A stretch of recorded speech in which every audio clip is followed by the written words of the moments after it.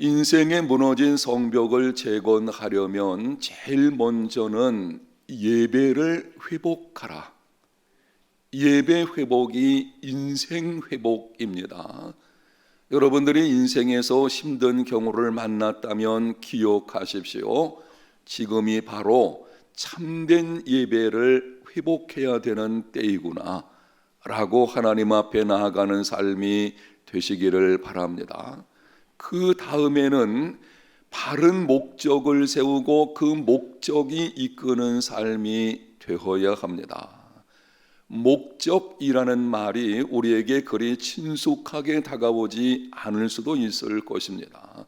그러나 인생의 목적이 무엇인지, 특별히 무너진 인생을 세우려고 할 때에 그렇게 하려는 목적이 무엇인지를 바르게 세워야 하고, 다른 것이 아니고 하나님의 영광과 나처럼 동일한 무너진 인생을 살고 있는 사람들을 도와서 세우려고 하는 선한 영향력을 끼치는 섬기는 삶을 살고자 하는 분명한 목적을 가져야 하고, 그 목적이 이끄는 삶이 되어야 합니다. 오늘 세 번째 말씀을 드리겠습니다. 한번 따라합시다. 현실을 직시하라. 목적을 세웠으면 하나님, 내가 이제부터는 이러한 삶을 살기를 원합니다 라고 세우셨다면 그 다음에는 현실을 직시해야 합니다. 엘리자벳 쿠블러 로스라는 심리학자가 쓴 죽음과 죽는 것이라는 책이 있습니다. 그 책에 보면 사람들이 의사로부터 시한부 인생 선고를 받으면 죽음을 받아들이기까지 4단계를 거치게 된다고 합니다.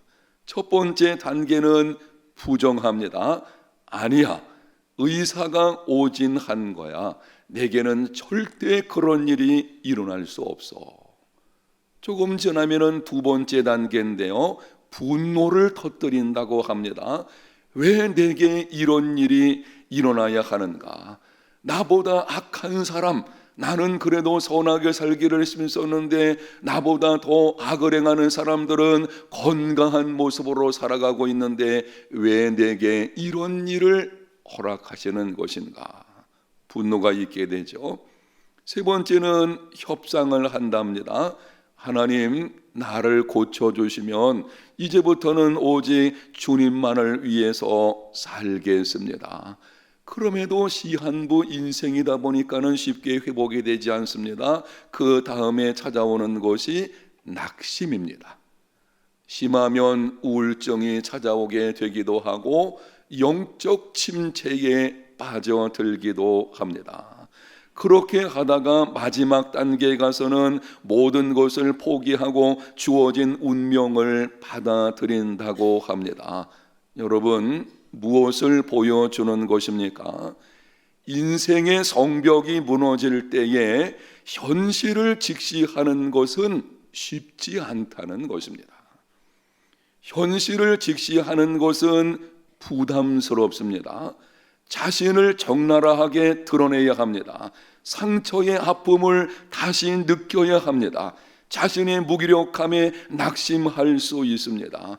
그럼에도 인생에 무너진 성벽을 재건하려면 현실을 직시해야 합니다. 현실을 직시해야만은 내가 지금 어떤 형편에 있는지를 정확하게 직시해야만 그때 문제를 해결할 수가 있게 되는 것입니다. 오늘 본문 2절에 이렇게 기록을 합니다. 내 형제들 가운데 하나인 하나니가 두어 사람과 함께 유다에서 내게 이를 얻기로 내가 그 사로잡힘을 면하고 남아있는 유다와 예루살렘 사람들의 형편을 물은즉, 형제들 중에 하나인 하나니가 찾아왔을 때에 느헤미야는 바벨론 포로에 사로잡혀 오지 않고 그 땅에 남아있는 자들, 그들의 형편이 무엇인지를 물었습니다. 현실을 직시하려는 것입니다. 지금 내 고국에 있는, 사실 느헤미야는 이민 2세라고 할 수가 있을 것입니다. 그런데 지금 자기의 고국에 있는 그들의 형편이 어떤지, 현실적인 상황이 어떠한지를 정확하게 알려고 하는 지금 현실을 직시하는 것을 볼 수가 있습니다. 예외는 있지만 많은 경우에 보게 되면은 편안하게 잘 먹고 잘 사는 사람들은 곤란한 사회 문제라든지 아니면은 가난하고 소외된 자들에 관해서 그리 관심을 갖지 않으려고 합니다. 내가 지금 잘 먹고 잘 살고 있는데 곤경 가운데 있는 사람들의 상황을 들으면 괜히 부담 갖게 되거든요.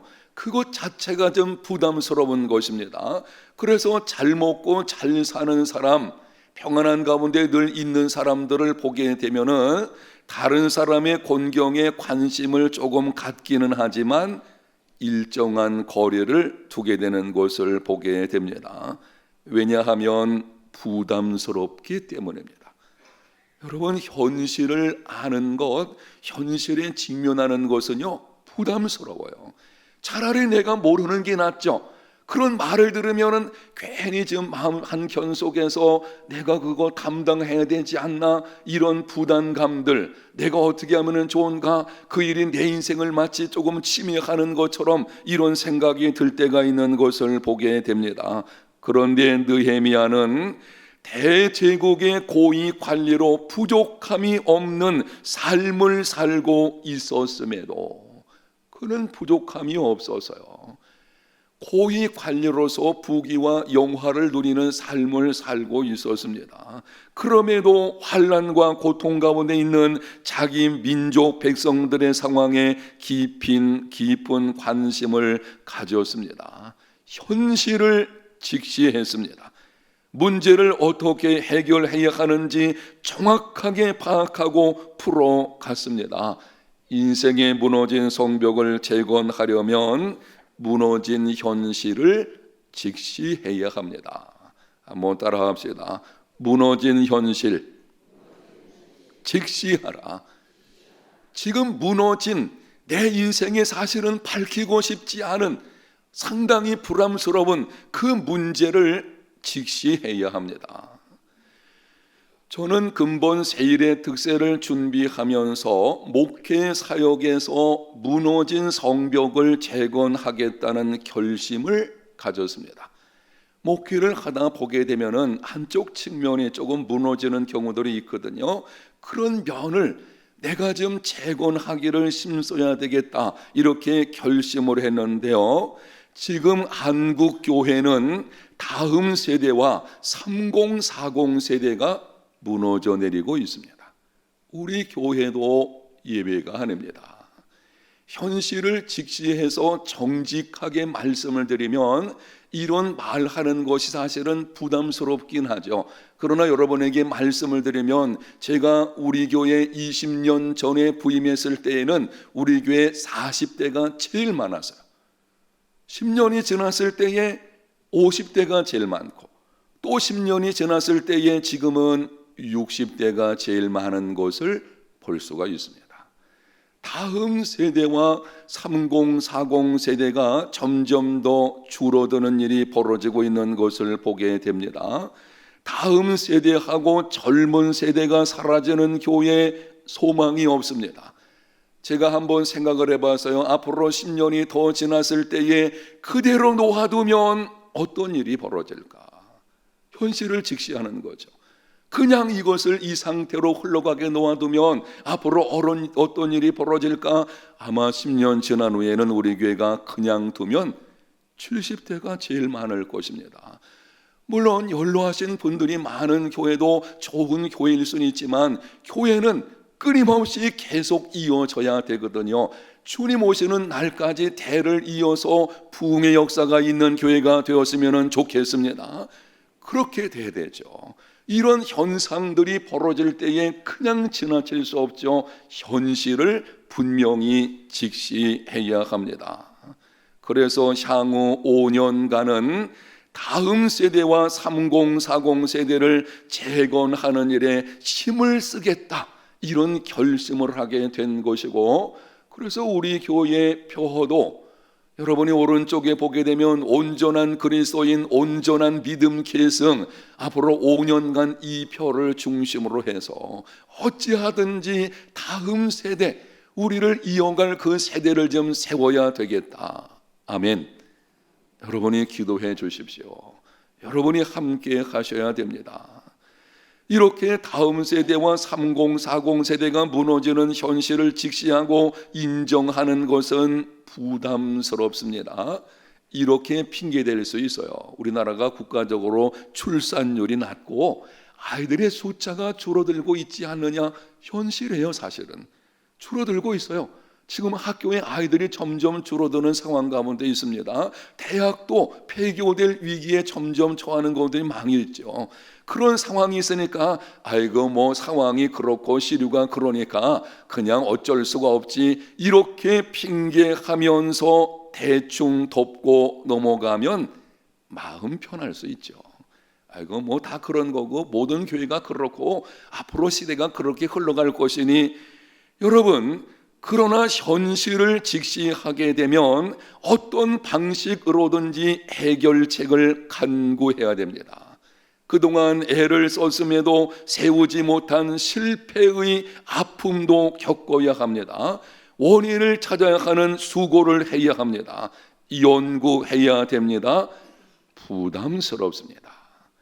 그러나 부담스럽더라도 현실을 직시하지 않으면 문제를 해결할 수 없습니다. 여러분이 무너져 내리고 있는 인생을 재건하기 원한다면 마음을 단단히 먹고 눈을 크게 뜨고 현실을 직시하십시오. 우리는 피하고 싶어 해요. 덮으려고 합니다. 아닌 것처럼 포장하려고 합니다. 그러나 직시하지 않으면 해결책은 없습니다. 우리나라 사람들이 가장 두려워하는 질환 중 하나가 치매라고 합니다.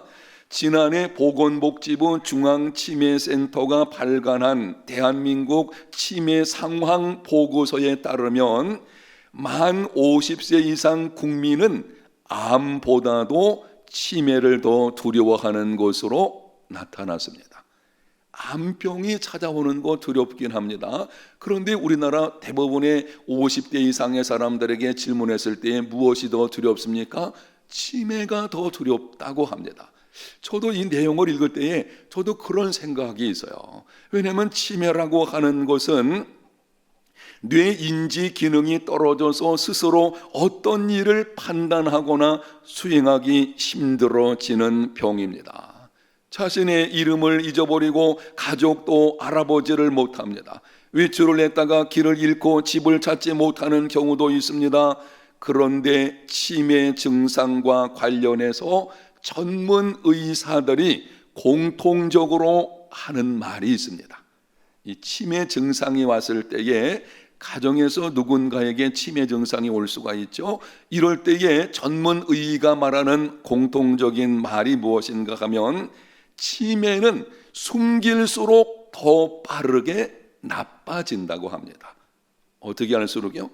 숨길수록.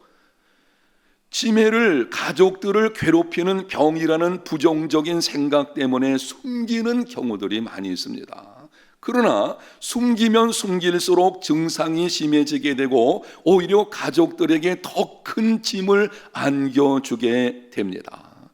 치매를 완전히 해결할 수는 없더라도, 이 문제는 완전 해결하기는 없죠. 그런데 없더라도 그것을 드러내고 함께 극복하려고 노력을 해야만 짐을 덜게 되는 것입니다. 무슨 말입니까? 현실을 직시하는 것이 문제를 해결하는 방법입니다. 여러분의 인생 무너지는 것을 다시 재건하기 원한다면 현실을 분명하게 직시하는 삶이 되시기를 바랍니다. 여러분, 맹목적인 믿음은 바른 믿음이 아니에요. 우리는 이렇게 말할 때가 있어요. 모든 것이 다 잘 될 거야. 나는 믿습니다. 아무런 근거도 없이 그렇게 말하는 경우 있어요. 이거 바른 믿음 아니에요. 믿음은 절대 맹목적인 것이 아닌 것입니다. 믿음은 현실을 직시하고 그 현실에 대한 하나님의 약속을 찾아 붙드는 것입니다. 아멘. 믿음이 무엇인지를 우리가 알아야 돼요. 무조건 내 감정이라든지 아니면 한순간의 충동으로 인해 가지고 나는 그렇게 될 줄 믿습니다, 아무런 근거 없이 말을 하는 경우들이 있는 것을 보게 되는데요, 그건 믿음이라고 할 수가 없어요. 다시 말씀드리면 믿음은 현실을 직시하고 그 현실에 대한 하나님의 약속을 찾아서 붙드는 것입니다. 현실을 직시하지 않으면 내게 주시는 하나님의 약속이 무엇인지를 찾을 수 없습니다. 한번 여러분이 생각을 해보십시오. 이 새벽 시간에 피곤한데 생각하라고 하니 이것도 부담스럽죠. 그래도 생각해 보십시오. 현실을 직시하지 않으면 상황을 정확하게 파악할 수 없어요. 상황을 정확하게 파악하지 못하면 내 상황에 맞는 하나님의 약속이 무엇인지를 찾을 수 없습니다. 믿음은 약속을 붙드는 거예요. 무엇을 붙든다고요? 하나님의 약속을 붙드는 거예요. 그게 믿음이거든요. 그런데 내 현실을 정확하게 알지 못하면 현실에 맞는 약속을 찾지 못하게 되는 것이고, 그래서 믿음을 발휘할 수 없습니다. 이렇게 정리해서 말씀을 드릴 수 있습니다. 믿음의 사람은 현실을 직시하며 현실을 직시할 때에 믿음이 발휘될 수 있습니다. 영상에 있는 말씀 우리 다 같이 한번 읽어보겠습니다. 믿음의 사람은 현실을 직시하며 현실을 직시할 때에 믿음이 발휘될 수 있다. 아멘. 그런데 현실을 직시하는 것은 쉽지 않습니다. 여러분에게 오늘 새벽에는 현실을 직시하십시오 라고 제가 강하게 말씀을 드리고 있지만 이 문제가 결코 쉬운 것은 아닙니다. 현실을 직시하면 잃어버린 것에 대한 낙심이 찾아오게 됩니다.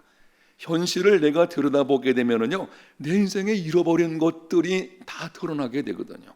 거기서 낙심이 찾아올 수 있습니다. 현실을 직시하면 내 인생을 무너뜨린 자에 대한 분노가 일어나게 됩니다. 그냥 대충 덮고 아니면은 생각 속에서 지워버리려고 애를 쓰면 그런 대로 그럭저럭 살아갈 수 있겠는데, 현실을 직시하게 되면 바로 그 사람 때문에 내 인생이 무너졌다는 것에 직면하게 되어지고요, 그때에 분노가 찾아오게 됩니다. 현실을 직시하면 뛰어넘기 힘든 거대한 벽에 직면하게 됩니다. 예측할 수 없는 미래에 대한 두려움도 찾아올 수 있습니다. 그러다 보면 포기하고 싶은 마음도 들 수가 있습니다. 애써 피하려고 하는 많은 사람들이 사실은 이런 삶을 살아가는 것을 보게 됩니다. 그래서 그냥 지나가는 거예요. 결국에는 인생의 진정한 행복을 누리지 못하는 삶이 일어나는 것을 보게 됩니다. 이런 현실의 어려움이 있지만 사랑하는 성도 여러분, 그래서 우리는 현실을 직시할 때에 반드시 기억해야 하는 것이 있습니다. 여러분의 현실을 직시하려고 할 때에 이 말씀을 기억하십시오. 예수님을 믿는 우리에게는 현실을 능히 이겨낼 수 있도록 돕는 자가 있습니다. 시편 46편 1절에서 3절, 하나님은 우리의 피난처시요 힘이시니 환난 중에 만날 큰 도움이시라. 그러므로 땅이 변하든지 산이 흔들려 바다 가운데 빠지든지 바닷물이 솟아나고 뛰놀든지 그것이 넘침으로 산이 흔들릴지라도 우리는 두려워하지 아니하리로다. 하나님은 우리의 피난처이십니다. 하나님은 우리의 힘이시며 환난 중에 만날 큰 도움이십니다.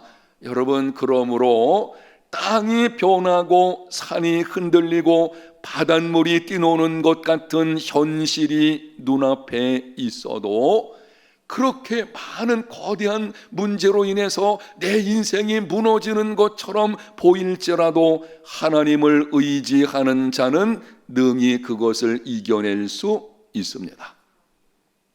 현실을 직시할 때에 믿음으로 이렇게 외치십시오. 나에게는 피난처요 힘이 되시는 하나님이 함께 하신다. 나는 그 하나님의 도심으로 능히 이 모든 것을 이겨낼 수 있다. 이 믿음이 현실의 압력과 두려움을 능히 이겨낼 수 있게 하는 것입니다. 사랑하는 성도 여러분, 인생에 무너진 성벽이 여러분에게 지금 무엇이 있습니까? 기억하십시오. 현실을 있는 그대로 직시하십시오. 아픔이 찾아오고 부담스럽고 할지라도 자존심 상할 수도 있을 것입니다. 그럼에도 있는 그대로 직시하십시오. 그때 기억하시기를 바랍니다. 우리에게는 도우시는 하나님이 함께 하십니다. 아멘. 하나님으로 인해서 내가 능히 이 모든 것을 이겨낼 수 있다는 것을 기억하시고 인생에 무너진 성벽을 재건할 수 있는, 인생에 무너진 성벽을 재건하려면 현실을 직시해야 한다는 아주 이 소중한 말씀을 붙들고 나아가는 저와 여러분들이 다 되시기를 예수님 이름으로 축복합니다.